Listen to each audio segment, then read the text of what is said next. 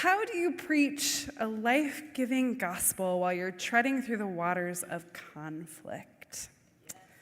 Yes. Yesterday morning, I was preaching in front of my congregation in a one-service, collaborative service. I usually have 2, 9 and 11.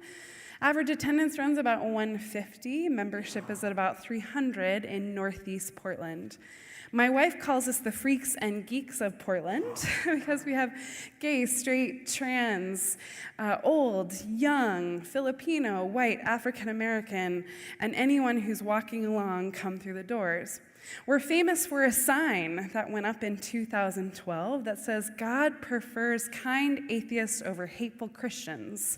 And it reappears every 6 months. Senator Cory Booker just posted it a couple of months ago.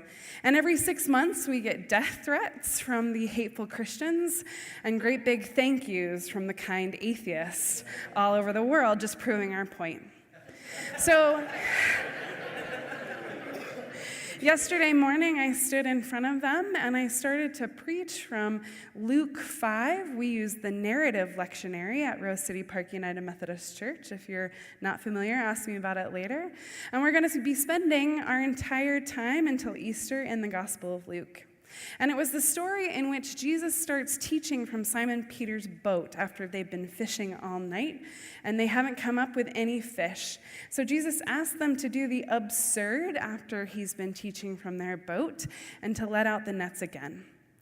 And even though it's absurd and kind of obscene, Simon Peter does it, and of course, we know the story. He gets a lot of fish, which creates this miracle scenario, and out of that miracle comes a call to these new disciples. And what hit me this time in preaching to my people was that Jesus didn't actually ask him to do something that he was good at, which normally we do in churches, right? The guy who's good at finance, we put in finance. But this time, Simon Peter had actually failed at what he was doing, and Jesus asked him to do it anyway, even though it was scary and obscene, because Jesus knew he could work through Simon Peter. And Simon Peter had emptied himself in order to be used for ministry, and only out of that miracle, only out of that scary space in which Jesus speaks in, "Do not be afraid," did Simon Peter receive the call and answer the call, and brought along John and James with him. And just a couple minutes later, my district superintendent stood in front of my congregation and said, "I have an announcement to make, and I have a letter to read from the cabinet." And the DS said, "Your pastor has asked for a move, and I've asked her to get up in front of you and tell you why." And I stood up in front of my people, and I started crying, and I looked at my DS, and she just kept nodding at me. And as I continued to cry, Larry, who sat right about there, stood up and smiled at me. And then Scott and Corey did right here, and it made me cry even more. And then Gary from right over there got up and came around and wrapped his arms around me. And then 10 people joined him as I sobbed. And then I said, "I cannot be your leader any longer because the spirit of divisiveness and sabotage still exists. And I'm tired. And I am unhealthy. And my relationships are broken. And I have to go." And about that point, half the congregation was standing. And someone whispered to me, "I love you." And someone whispered to me, "In the year that our pastor said she had to go," and someone else said to me, "This is my hinge moment." And then they went to sit down, and a letter was read, calling them out in the conflict that has been happening for the past year. Ugly, bullying, sabotaging conflict from a select group of about 30 people because I fired the administrative assistant, and she was the core of control and power. And she sat in the back row with her cadre of people and got angry. But what I walked away with yesterday was that I actually heard sermons and preaching that I have preached the past 9 months from my people. Because in November, I preached about Isaiah's call in the world in Advent. And Isaiah had already been preaching, right? He had already been preaching to his people. But in the year that King Uzziah died, somehow his lips were lit on fire and he had to speak. And so I said, what if we said in the year that Donald Trump became president-elect, we have to speak now in this moment, in this time, in this place. And so when someone whispered, in the year our pastor said she had to go and walked away, I knew what they meant.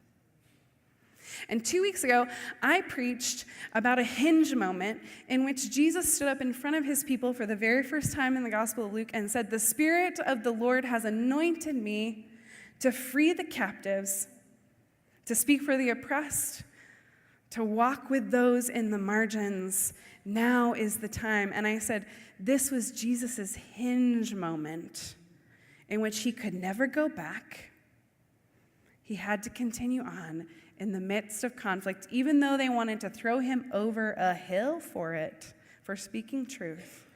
And so when Todd said, it's my hinge moment, I knew that this would be a place where people could hear where the gospel was speaking to them in life-giving ways, in catalyst form, because we are called to speak into those places.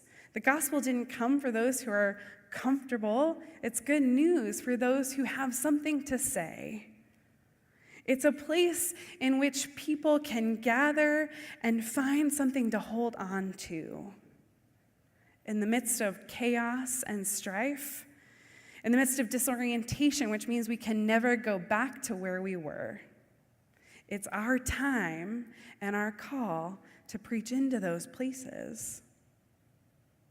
The preaching that we do in the midst of conflict calls out those who have been silent.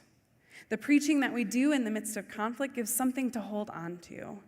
And I will say that in the midst of the past 9 months, as I have been bullied, pushed around, screamed at, the one thing I could do was hold on to the gospel and preach to the people who could hear it. The ones who lit up as I preached, sitting among the congregation, and the ones who are now calling me this morning and saying, I'm so sorry I was silent. It's time for me to speak up.